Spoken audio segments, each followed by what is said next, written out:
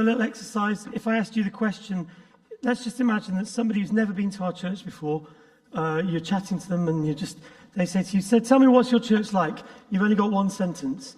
Just turn to the person next to you and tell them what comes off the top of your head. If you've got one sentence to tell them what your church is like, and by the way, if you hear from another church, just talk about your own church, but how would you say it in a sentence, a short form of words? By the way, it's got to be a way that makes it sound like it's worth a visit, you know?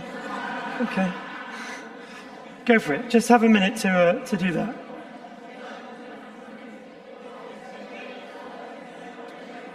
Okay. Did anybody say exactly the same thing as the person next to them? Anybody did? Well, you're married to them, so we'll let you off. That's interesting. Okay, so as you know, if you've been here for the last 3 weeks, we've been talking about the kind of church we're becoming. As I said back at the start of this series, we believe that God is inviting us into a new season of Winchester Vineyard. We had our 30th birthday just over a year ago, and since that time, we've been prayerfully asking the Lord, what is it that you've got for us in the next 30 years? I'm not sure that I'll be here for the next 30. Well, I might be, you never know. But what do you have for us, Lord, in this next season? It felt significant. And so over the last 3 weeks, Joe and I have talked about becoming a church that prays, how we need to be devoted to God, persistent in faith, and battle ready to face the spiritual challenges, the inevitable challenges. We've talked about becoming a church that plants and how we aim to play our part in God's multiplication plan by choosing to grow up, to step up, and to raise up others in discipleship and in leadership. And we've talked about, as Joe said last week, becoming a church for everyone, aiming to be a place where everyone can belong through being a welcoming and diverse and outward-looking church family. And we've shared some of this using different pictures to describe what we sense God is inviting us into. And I'm not recapping all of those, but if you missed any of them, they're all on YouTube.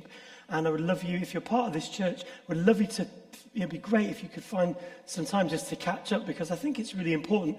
These are actually our key priorities in this next season. These statements here and what they represent will shape our work as leaders and staff, as trustees, as volunteers, as life group leaders, as team leaders and ministry leaders.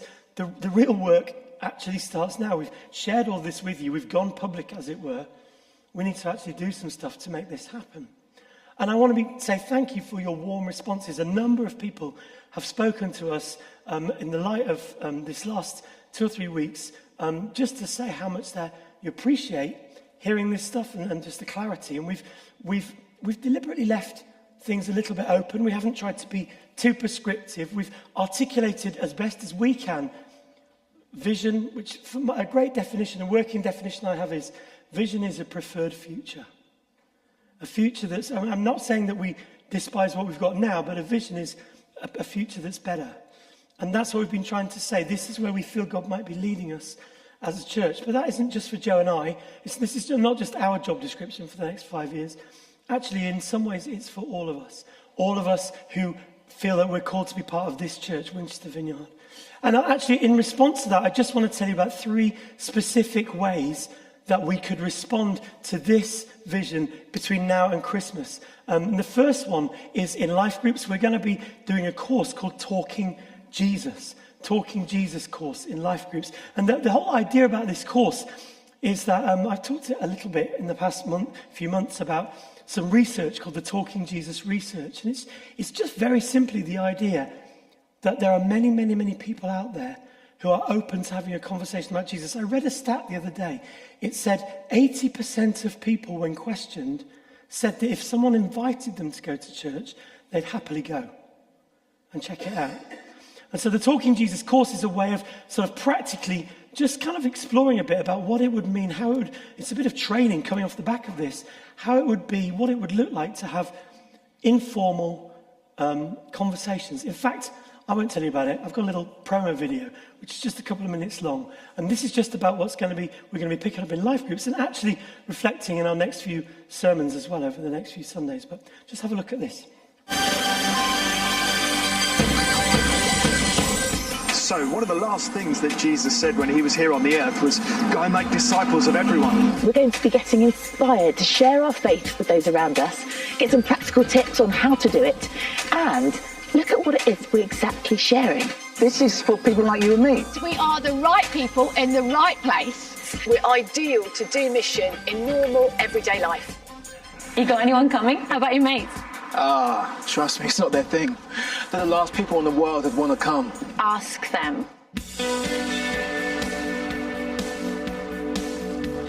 I find when I talk about Jesus, I feel like I'm involved in something really weighty, you know, something that really matters. I find that generally people are very open about things of God, and actually they do want to talk about it. You know, if a friend tells you somewhere's really good, or a family member does, then you're going to want to check it out. The best recommendation for Jesus is not somebody distant, it's not someone out there. It's your friend, it's your brother. People, by your lifestyle, will see the different way you live. Be your authentic, real self, sharing your experience of what it means to walk with Jesus. And each of us have got stories to tell about how Christ made a difference in our lives. I've got something for you. A gift. We're going to be looking at how to share God's story with those around us. We've been given this responsibility and this privilege of sharing God's love with others. The present prayer, powerfully speaking into somebody's life at that moment, can really be important. And as you continue to pray for them, God begins to work in your heart as well.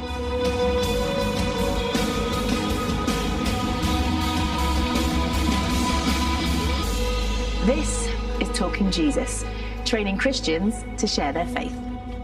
So that's just a little bit of promo, and you might have recognised one of the ladies on there, Rachel Jordan-Wolf. She was here a year and a half ago or so, just sharing some of the Talking Jesus research. That's something that we're going to be doing in life groups. If that looks like something that you'd like to do and you're not in a life group, well, you know what to do. Jump onto a life group. We're going to be doing Talking Jesus, as I said. That's one of the things that we're going to do in response to the vision that we feel like God's given us. And I won't go into all the details about why, but you'll know if you heard our talks over the last few weeks what that's all about. Just we have this sense that the Lord is bringing people, that there are people who are looking for something else in their life, looking for God, looking for Jesus, looking for church. So that's one of the ways in which we're responding. Another way in which we're responding is with an Advent prayer focus. It doesn't say it on there, but I think we mentioned this last week. Paul wants us to go for 50 hours of prayer. We're going up by 10 every time, I think. Anyway, 5th to 7th of December, we're going to be spending the weekend just kind of really real praying, digging in as a church family to what God wants to do as we approach Christmas. And of course, Christmas is an amazing time to be inviting people to events and to stuff and just having a conversation about Jesus. And then last thing, and there was a note about this in the newsletter, but I've also said that part of the response to what we want to do is to invest in and train disciples and leaders. And so if you are somebody who thinks, I wonder what leadership's about, or you're somebody who just thinks, I wonder if that might be something God might be calling me to. Maybe you're already in a life group and you think, I could do this.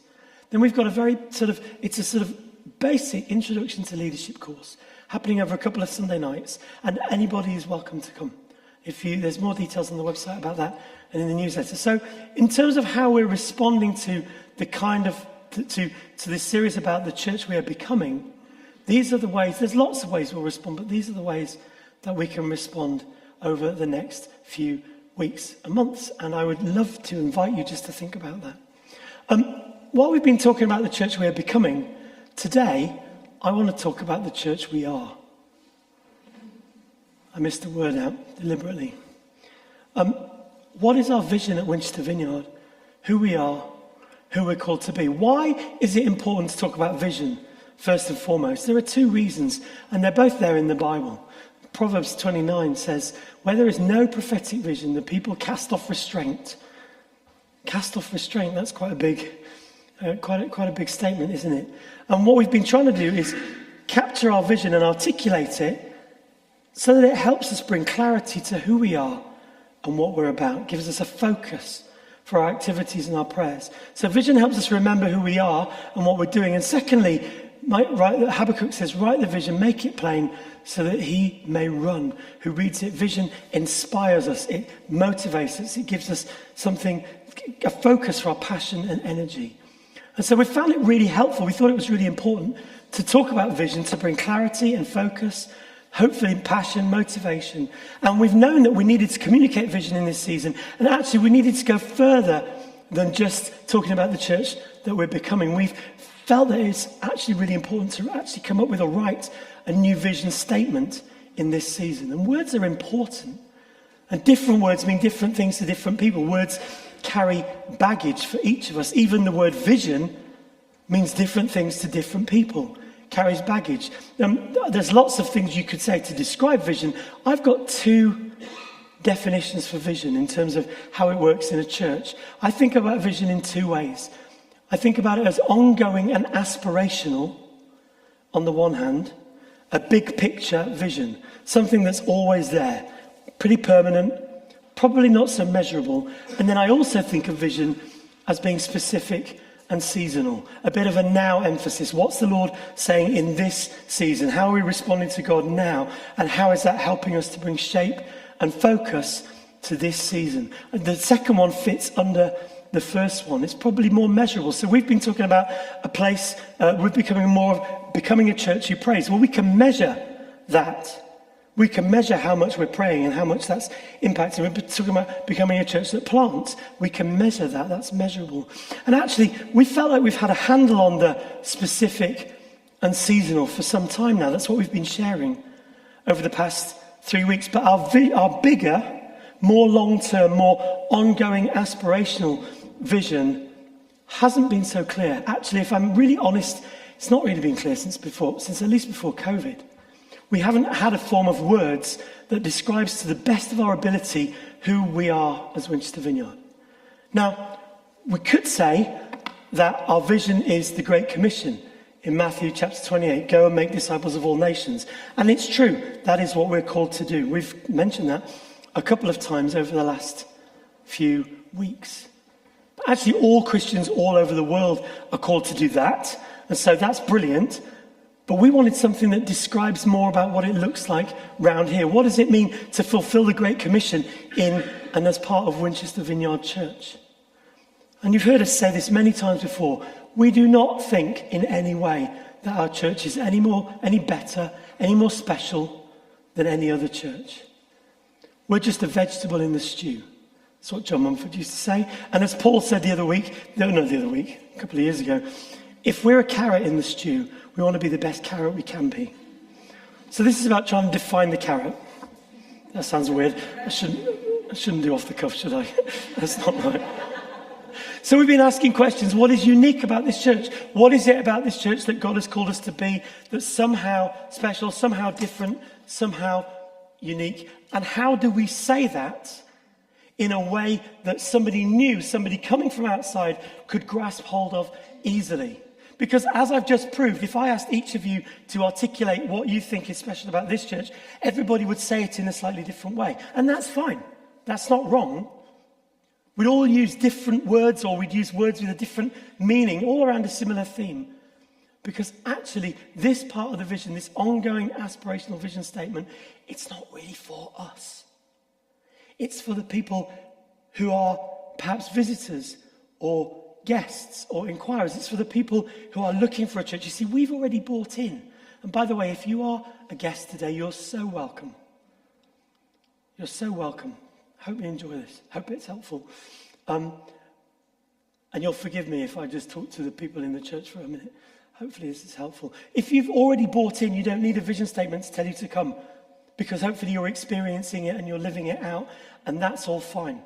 But if you are looking for a church or trying to figure out if it's a place you should get involved in or somewhere you should go, or if it's suited to you, then what the church says about itself is crucial. And so we have thought deeply about this, about who we are, about what our purpose is, about the values that are important to us, about the teaching that's important to us, and about the words that would best describe that. And as a team, we've wrestled with many words to try and come up with, how do we say this? How do we say it best? We came up with these words like welcoming, Jesus following, Bible-based, multiplying, diverse church family. And we needed to distill a form of words which people who are looking for the church for the first time can quickly grasp and understand. And that's quite a process.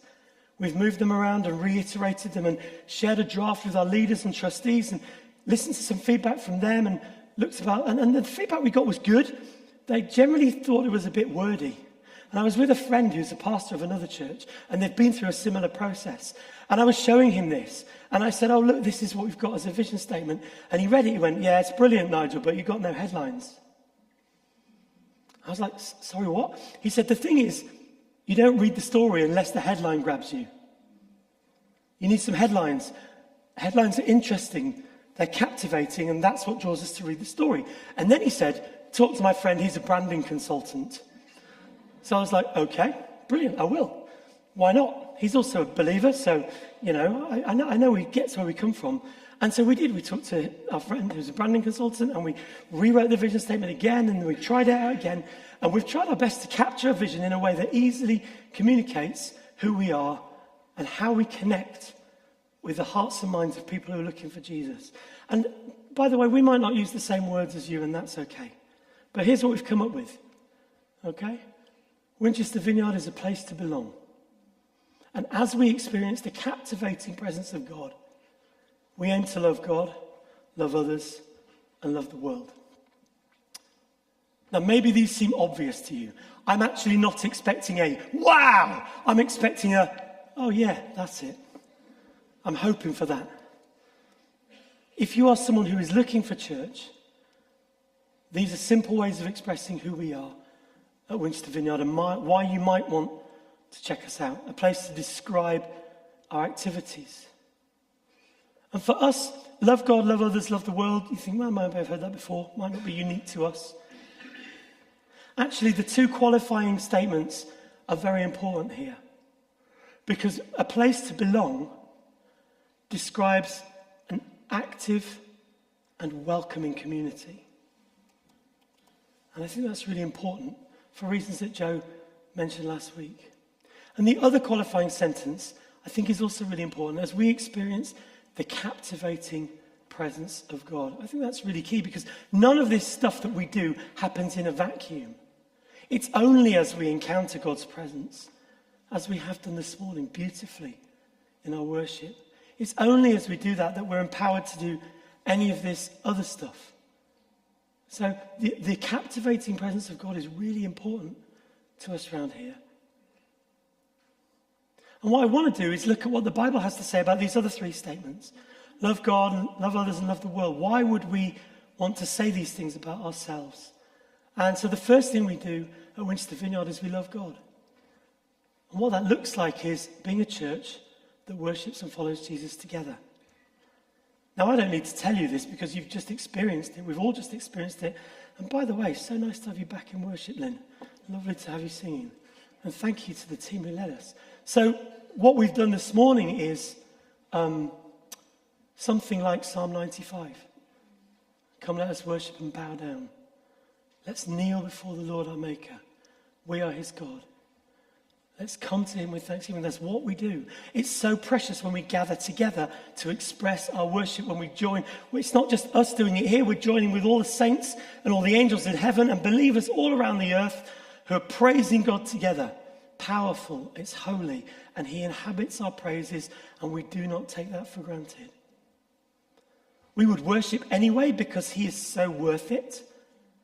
But we know that he loves to come. And so we experience his presence. He reassures us of his care and his love. And in our church family, we have some specific values around how we do worship. This is our way of doing worship. It's not the only way. It's not the best way. It's just how we like to worship here. But actually, it's not really about the style of music or the production values that we have. Really, it's about what's going on here in our hearts as we worship God together. And actually, what's going on in our hearts goes so far way beyond our Sunday gatherings. It's actually the worship of our whole lives. And there's a powerful couple of verses in Romans about this, which again, you might or might not have read before. Paul says in his letter to Romans, therefore I urge you, brothers and sisters, in view of God's mercy, to offer your bodies as a living sacrifice, holy and pleasing to God. This is your true and proper worship. He goes on to say, don't conform to the pattern of this world, but be transformed by the renewing of your mind. And then you can test his will and see what he says. And, I heard somebody say once a long time ago, whenever you see the word therefore in the Bible, you have to ask what it's there for. Okay? Therefore, here is a pivot point. The whole of the first 11 chapters of Romans, in a very dense and detailed way, Paul outlines the sort of what has become the basis of Christian doctrine. Who we are, what God has done for us, why it is that Jesus died for us and saves us. All of that, all about, you could sum it up with this one sentence, the first 11 chapters. You could say, we are justified by grace alone, through faith alone, because of Christ alone. That's a one sentence summary of 11 chapters.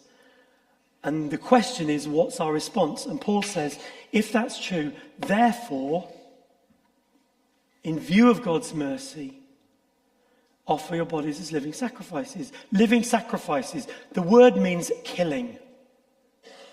Sacrifice, it means killing. He is saying, I'm urging you to be a living killing. Now, in the Old Testament, that was all about killing animals and using their blood as a sacrifice to make right with God. But Jesus did that. That's what Paul spends the whole of the first 11 chapters discussing. He was the one who got killed. We don't have to, it's not about killing animals, it's about killing our own attempts to live our own way and do our own thing, irrespective of God. It's about killing our own plans in favour of God's plans. That's what it means to be a living sacrifice. Tim Keller said this, to be a living sacrifice is to be fully at God's disposal. It means actively to be willing to obey God in anything he says in any area of our life. And passively to be willing to thank God for anything he sends in any area of life. That's what our true and proper worship is. Proper, sometimes that gets translated as reasonable act of worship. The best translation of true and proper worship is rational or logical worship. In view of God's mercy, in the light of all that he's done for us, the only logical, rational response is to offer our whole selves back to him again. This is what worship is. So when I say we're a church that worships God, I don't mean we're a church that gathers on Sunday and sings some nice songs and has a lovely time. Because that's really great, but that's not all. It's actually about everything we do in our lives. It's actually about following Jesus together. It's actually about making a sacrifice. Paul goes on to talk about conforming and transforming in verse 2. Don't be conformed to the world. You've got to stand out. You've got to be different. He's not saying, withdraw from society to become some like some Pharisee or something. Not stay in a clique away from the world, safe from contamination. He's saying live within the culture, but don't be like the culture. Instead, be the contagious one who carries the presence of Jesus. When people find out that we're Christians, they should go, oh yeah, makes sense. Shouldn't they? I mean, otherwise, how are we living? Otherwise, what are we doing? So he says, don't be conformed, but be transformed. Transformed, that's change. The word is metamorphosis. Completely changing. Not just a bit different. This is the same as starting as a caterpillar and becoming a butterfly. It doesn't go back. It only goes one way. And unless you get sick or you get eaten as a caterpillar, you will become a butterfly. It's sort of in your DNA. And there's a longing in the human soul, in our DNA, for transformation. We know that things aren't right. We know that we need to change. We just don't always know how. And God says, Paul says, it's all about worship. In fact, he says to the Corinthians that when we spend time contemplating the Lord's glory, in other words, being in his presence, worshipping him, then we are being transformed. It's the same word. It's exactly the same word Paul uses, metamorphosis. Worship and discipleship, worship and following Jesus, they're inextricably linked. The first thing we do at Winchester Vineyard is love God, which means we are a church who worships and follows Jesus together. I can't think of a simpler way to say it than that. You've all gone very quiet, so either you're listening intently or I'm making no sense at all. I'm going to choose the first one and plough on. The second thing we do at Winchester Vineyard is love others. We're a family where everyone can belong. You know, I grew up in a family of 4. There were 2 grown-ups, my mum and dad, and there was me and my sister.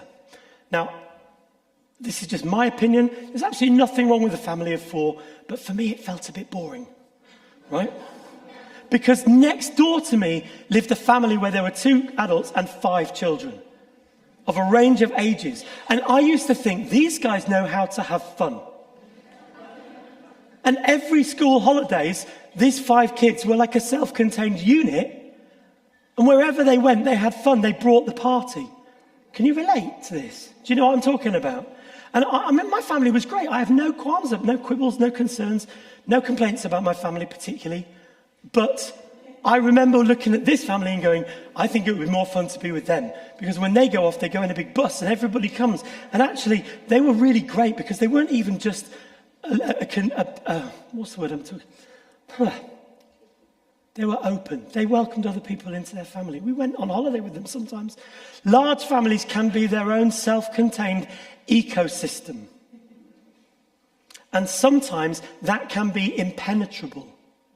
If the family has their own codes or their own language, their own in-jokes, their own shared history, their own things that they do together, then perhaps we might feel like I'm a bit on the outside of that. But families who open their doors and welcome in guests and make a point of not doing all the in-jokes and not sharing all the stories which exclude the people in the room, actually make a point of inviting people in to the room, well, that's a whole different ballgame, isn't it? That's a family I can belong to. There was a family that we knew when we were just married, and they were just like that. They just, we got invited for dinner, we got invited to chat, everything was open. Not everything, appropriately. They were just like, come and have dinner with us. Chat. It was like they modeled love and openness. They didn't even teach us. Well, they did, but they didn't do it like intentionally. We just learned. Everything we've ever learned about parenting, we learned from this family because they were just so open about having us in. And Paul says this in Ephesians 2, he says, you Gentiles are no longer strangers and foreigners. You are citizens along with all of God's holy people. You are members of God's family. So in Ephesus, where he was writing, and in other cities and places around the Greek-speaking world, there were Jews and there were non-Jews. And normally, they would keep themselves separate culturally. They'd keep themselves apart. But what they found was that in the church, they were together. And so that was quite challenging. And Paul had to write, a lot of his letters are basically writing to different churches to sort out some of the things, sort out some of their issues, basically. Teach them how to live. And he says this point, listen, doesn't matter whether you're a Gentile or a Jew, doesn't really matter. If you are in Christ, then you are one. And we are all part of one family. The same family, God's family. The metaphor of family is a powerful metaphor. Now, you might be thinking, well, it's not very powerful for me because I come from either an unhealthy or a non-existent family. So this whole idea might be difficult. And I just want to acknowledge that. Because we don't all have a great experience of family, and that's okay. But families, when they mean to work out, families are meant to be places of belonging, places of nurture, places of encouragement. And when a family is healthy, the people in that family grow. And for us to become a church that plants, we need to be a place where we grow, where disciples grow, where leaders grow, we're released into the giftings and callings God had for us. And the context for growth is love. Family is a place to be loved. He talks about this in Colossians. Since God chose you to be the holy people he loves, Paul says, you must clothe yourselves with tender-hearted mercy, kindness, humility, gentleness, patience. Make allowances for each other's faults and forgive anyone who offends you. Remember, the Lord forgave you. You must forgive others. And above all, clothe yourselves with love. Don't you love that idea? Clothe yourself with love. Put on love, which binds all of us together in perfect harmony. And let the peace of God come. Live in peace and be thankful. Paul is talking about a family, a church as a family, as a place of kindness and grace and mercy and forgiveness. I mean, if a large family has an ecosystem, then I want the ecosystem of this church family to be one of love, in the way that Paul describes. Healthy families. The second thing we do at Winchester Vineyard is we love one another. And we're a family where everyone can belong. Now, healthy families are the best places to grow in character and love. Just have a look around you and think, would I choose to hang out with you if we weren't in church together? Yeah, don't answer the question too much. Just think about it in your head. You might be thinking, why on earth am I in a room with these people? And yet God has put all of us into the same family. Some of the people in this room might really irritate us, or have different preferences to us, or vote differently to us. And yet we're called to love one another with humility and gentleness and joy. And as we do, that's the ecosystem, that's the environment with which we grow. And the third thing we do at Winchester Vineyard is love the world. Because if loving God is the upward focus and loving others is the inward focus, then love the world is our outward focus. Up, in, out. 3 words that describe the whole of the gospel. We're not just here to have a wonderful time in church. We're encouraged to not conform.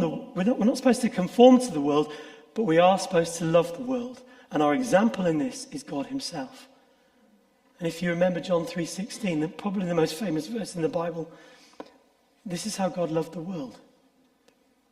He loved us so much, he gave us his son. And we are called to follow his example of love. His sacrifice. His killing. His work of transformation and hope and healing starts in us, but doesn't end there. It goes outwards. We're enfolded into his story. Have a look at this verse, Paul writing to the Corinthians. For God was in Christ reconciling the world to himself, no longer counting people's sins against them, and he gave us this wonderful message of reconciliation. So we are Christ's ambassadors, and God is making his appeal through us. And we speak for Christ when we plead, come back to God.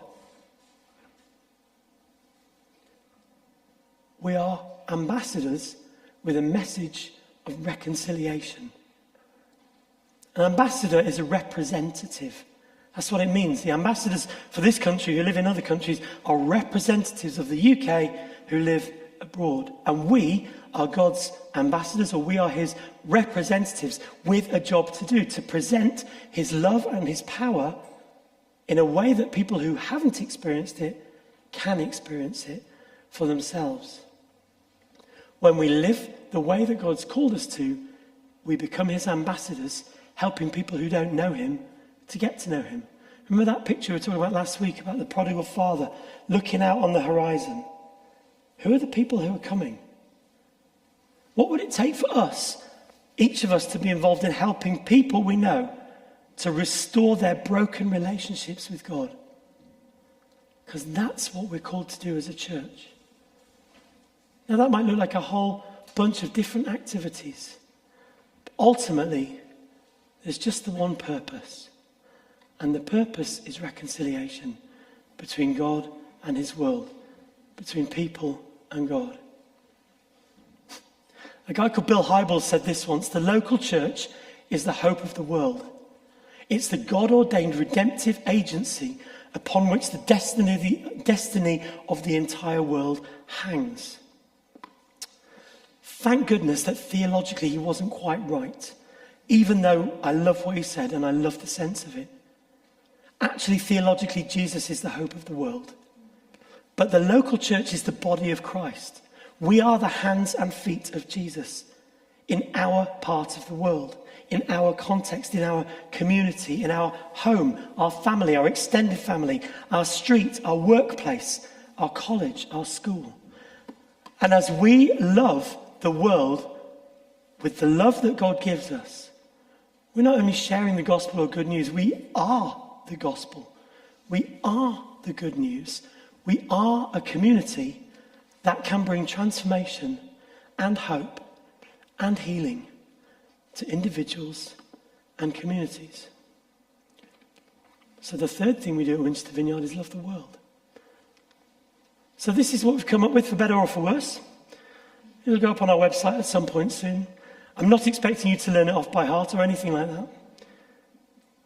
And feel free to give us feedback. But more than that, my question is, this is who we are, a church that loves God and loves others and loves the world.